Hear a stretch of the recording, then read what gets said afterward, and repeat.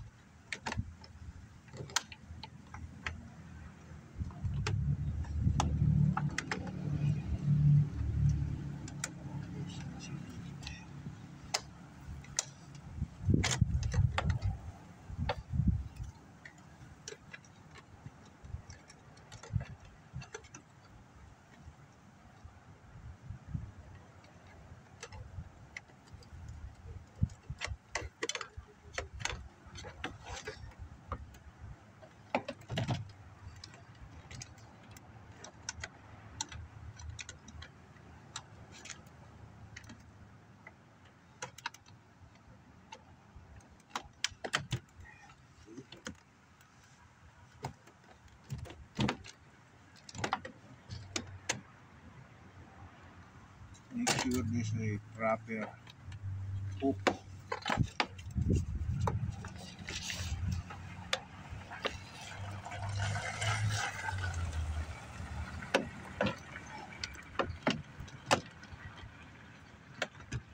In the center.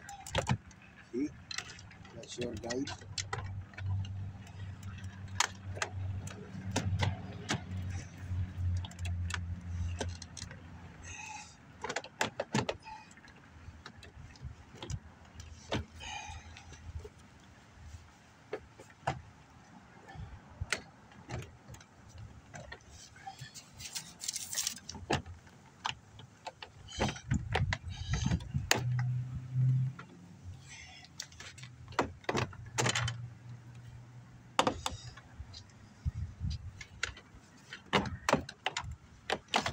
Hook first in the center.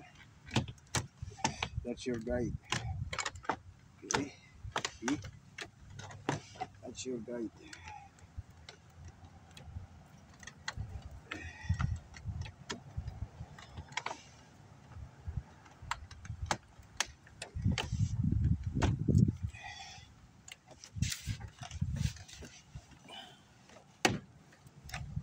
With using a rubber mallet.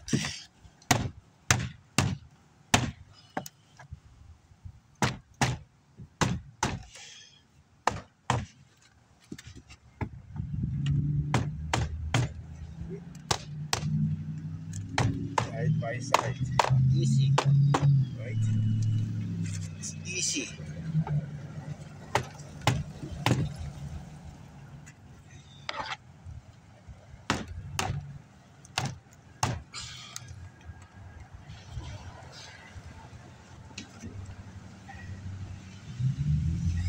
See? Easy.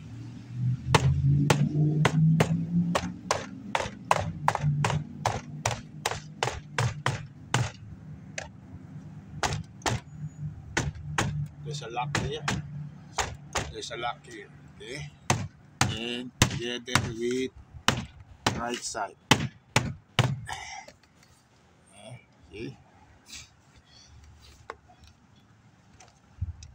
Ooh.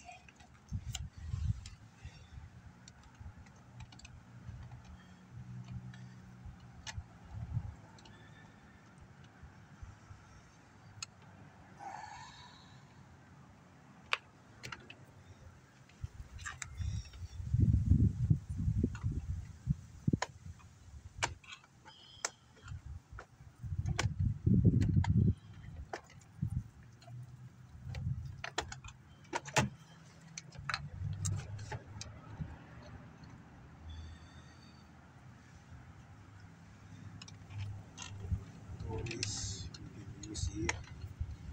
No need to remove this. It's like a shortcut. Okay. Okay. Easy. You connect here, so it's easy. See? No need to start from the start. Put in. It's a shortcut move. Okay.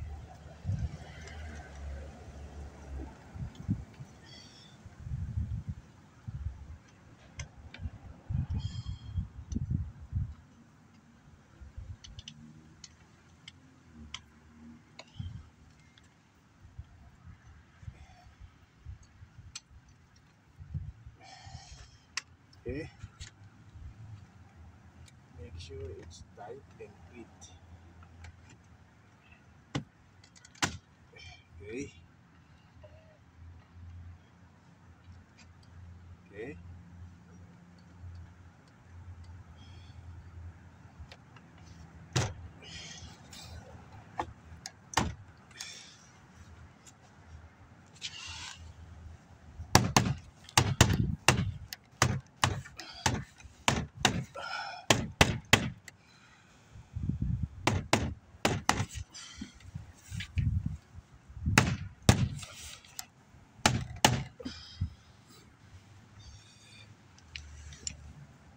Check the bottom is good, and the top is good, and the top is good, this side is good. So that's all guys, and subscribe and click the notification bell for upcoming latest video to my YouTube channel, okay?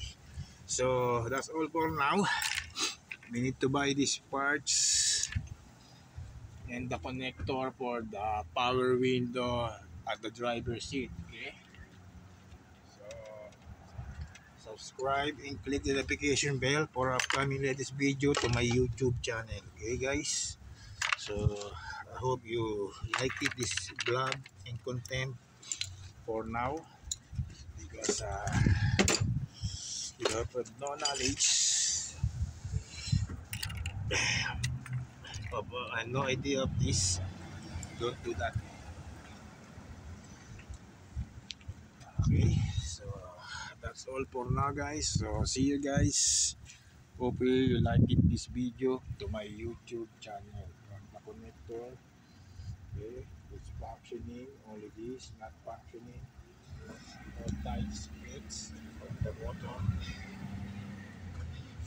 Okay, only this side because it's old. Nobody.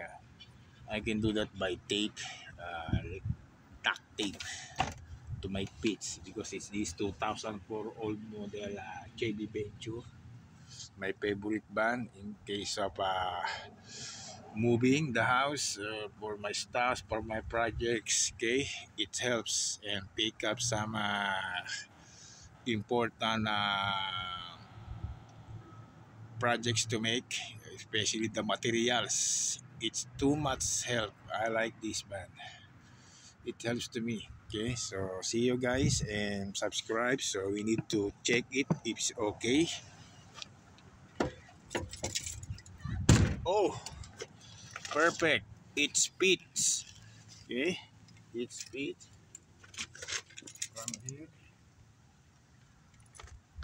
it fits. Okay, open again, perfect. It's like making the professional body shop. Okay, okay guys.